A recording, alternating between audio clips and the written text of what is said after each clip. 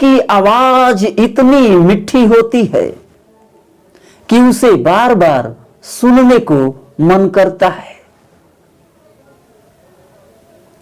और उसके आवाज के जादू के कारण उसका चेहरा भी प्यारा लगने लगता है।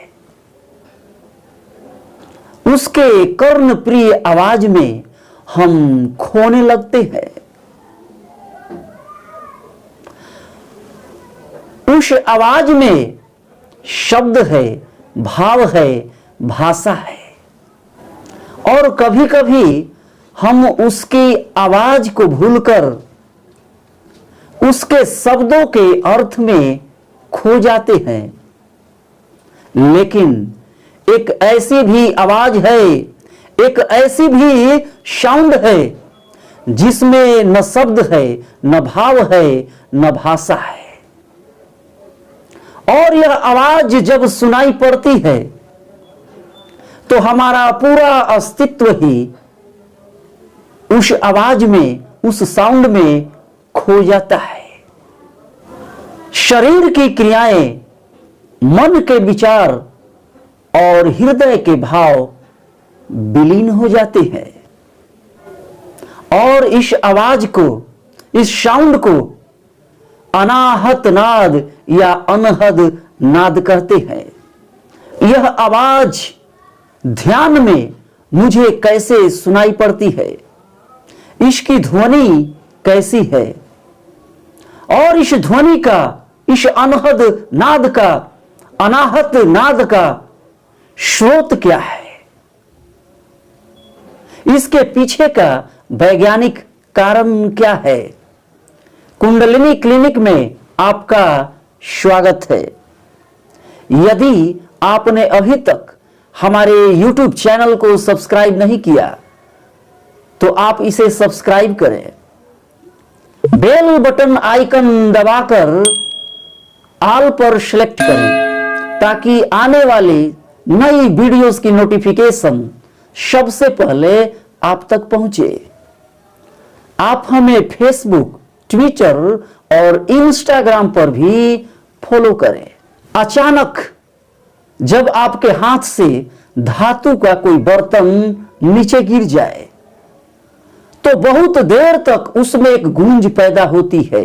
उसकी ध्वनि आपके कान के पर्दों पर गूंजती रहती है। एक नियमित और एक स्थिर फ्रीक्वेंसी पर यह वाइब्रेशन होता है, यह ध्वनि निकलती है और इस ध्वनि को नाद कहते हैं। किसी वस्तु पर प्रहार करने से या दो वस्तुओं के आपस में टकराहट से जो ध्वनि पैदा होती है उस ध्वनि को आहत नाद कहते हैं। और जब बिना विशेष कारण के किसी स्रोत से जब कोई ध्वनि निकलती है तो उस ध्वनि को अनाहत नाद कहते हैं। और जब यह ध्वनि लगातार गूंजते रहती है, लगातार सुनाई देती है, यह कभी बंद नहीं होती तो इस नाद को, इस ध्वनि को अनहद नाद कहते हैं। कई साधकों को ध्यान में यह ध्वनि सुनाई पड़ती है। जब कोई साधक ध्यान की उच्चतम अवस्था, विचार शून्यता, शरीर शून्यता और भाव शून्यता में पहुंच जाता है, उसके शरीर के अंदर और बाहर चारों तरफ सन्नाटा, शून्य फैल जाता है, तब अचानक उसके अंदर अनाहत नाद, अनहद नाद की यह ध्वनि गूंज उठती है और वह परम शांति, परम आनंद और मोक्ष की अनुभूति करता है। जब मैं ध्यान में बैठता हूं, सांसें बिल्कुल धीमी, लंबी और गहरी होती है। सांसों का एहसास ही जब समाप्त हो जाता है, चारों तरफ शून्यता की स्थिति होती है, सन्नाटा जब मेरे अंदर और बाहर दोनों तरफ फैल जाता है, अचानक ओम की ध्वनि गूंज उठती है। और यह ओम की ध्वनि कैसी है? ओम में 3 अक्षर होते हैं, अ, उ और म। इन तीनों अक्षरों में से म की ध्वनि अचानक गूंज उठती है।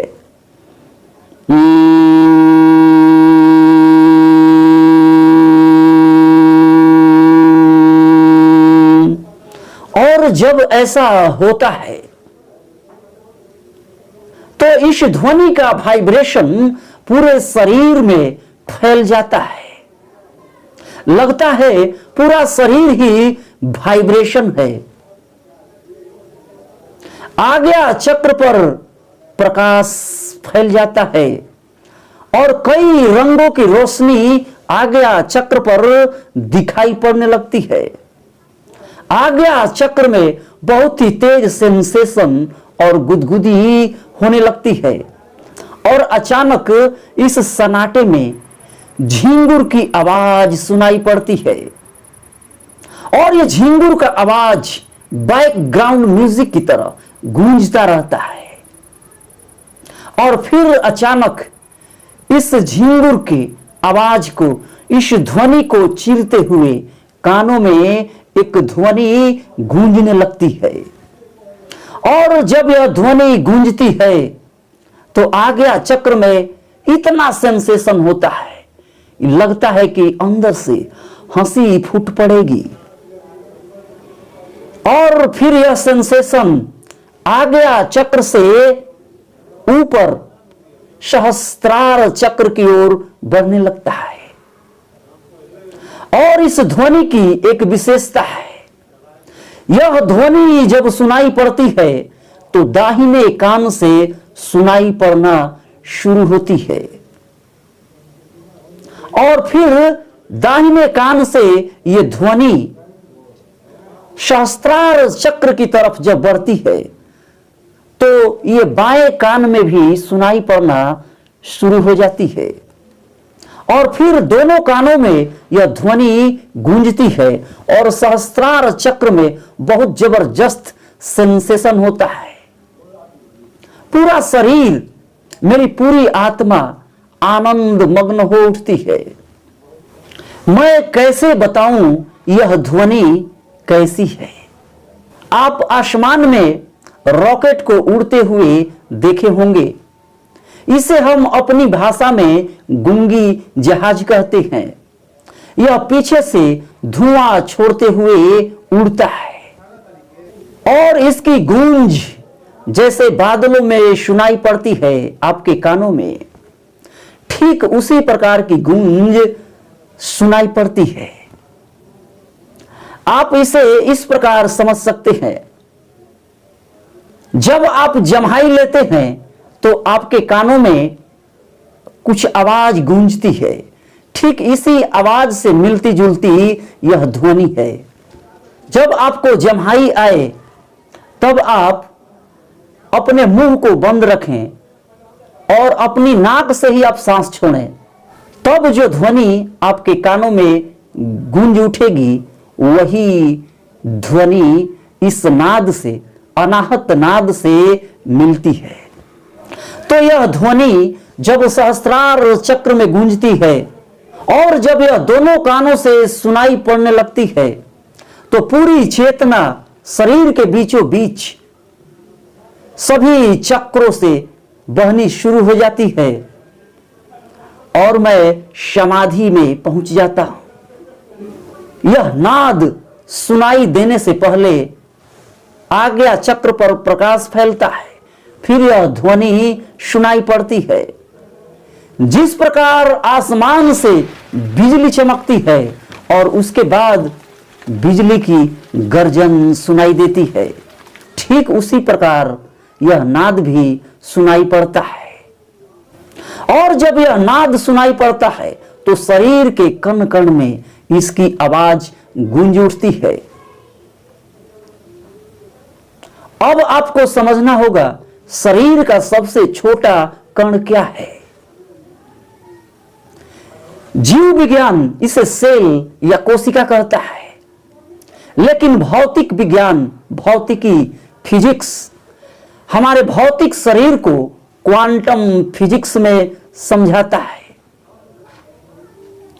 डाल्टन ने परमाणु के सिद्धांत का खोज किया और उसने कहा एटम सबसे फंडामेंटल पार्टिकल है, सबसे छोटा पार्टिकल है। लेकिन उसके बाद जे थॉमसन, रदरफोर्ड और चॉडविक ने इलेक्ट्रॉन, प्रोटॉन और न्यूट्रॉन का खोज किया और उन्होंने कहा कि इलेक्ट्रॉन, प्रोटॉन और न्यूट्रॉन सबसे छोटे फंडामेंटल पार्टिकल है। और खोज यही नहीं रुकी। 1964 में मूरे गेलमैन ने क्वांटम क्रोमोडायनेमिक्स का सिद्धांत दिया और उसने कहा कि क्वार्क सबसे छोटा सब एटॉमिक पार्टिकल है। ये न्यूट्रॉन और प्रोटॉन क्वार्क से मिलकर बनते हैं और न्यूट्रॉन में या प्रोटॉन में ये क्वार्क एक एनर्जी फील्ड से बंधे होते हैं। एक बाइंडिंग फोर्स इनको बांधे रखता है। यह एक प्रकार का वाइब्रेशन है, एक वाइब्रेशनल एनर्जी है और यही वाइब्रेशनल एनर्जी, यही वाइब्रेशनल फील्ड, ये वाइब्रेशन जो क्वार्क को आपस में जोड़े रखता है, नाद है। ये अनहद नाद है, यही अनाहत नाद है। तो न्यूट्रॉन में ये क्वार्क के कण जो आपस में बंधे रहते हैं, इसी अनाहत नाद के कारण है। यह तो हुई हमारे शरीर के अंदर की बात, लेकिन पूरे ब्रह्मांड में यह ध्वनि लगातार अनहद नाद के रूप में गूंज रही है। साइंस कहता है कि एक बहुत ही बड़ा बिग एक्सप्लोजन हुआ है, एक बहुत बड़े महाविस्फोट से इस सृष्टि की उत्पत्ति हुई है और साइंस इसे बिग बैंग कहता है। तो उस महाविस्फोट से जो ध्वनि उत्पन्न हुई है, जिससे इस पूरे ब्रह्मांड की रचना हुई है, वही ध्वनि, वही नाद पूरे कण कण में गूंज रहा है। वह इस शरीर के अंदर भी गूंज रहा है और इस शरीर के बाहर भी गूंज रहा है। तो यह जो महाविस्फोट हुआ है, प्रकाश के कारण हुआ है। जब प्रकाश की किरणें किसी लेंस पर केंद्रित होती हैं तो कागज में आग लग जाता है। ठीक उसी प्रकार इस सृष्टि को रचने वाला जो परम ब्रह्म है, वह ज्योति स्वरूप है, वह एक ज्योतिर्लिंग है। तो इस ज्योति के कारण महाविस्फोट हुआ है और पूरी सृष्टि की रचना हुई है और इस महाविस्फोट की ध्वनि पूरे सृष्टि में गूंज रही है। ध्यान में तो यह ध्वनि साधक को सुनाई पड़ती ही है। जो साधक समाधि की अवस्था तक पहुंच चुका है, वह जब भी शांत होता है तब उसे यह ध्वनि सुनाई पड़ती है। या फिर ऐसा साधक जिसने ओम महामंत्र को सिद्ध कर लिया है, यह ध्वनि अचानक उसके कानों में गूंज उठती है। तो जब आपको बादलों में उड़ते हुए रॉकेट की आवाज आपके कानों में सुनाई पड़े, या जब आप जम्हाई लेते हैं तो जम्हाई लेते वक्त आपके कानों में जो ध्वनि गूंजती है और यह एक निश्चित फ्रीक्वेंसी पर गूंजती है, जब आपको ऐसा अनुभव हो तब आप समझें कि यह अनाहत नाद की ध्वनि है, यही अनहद नाद है।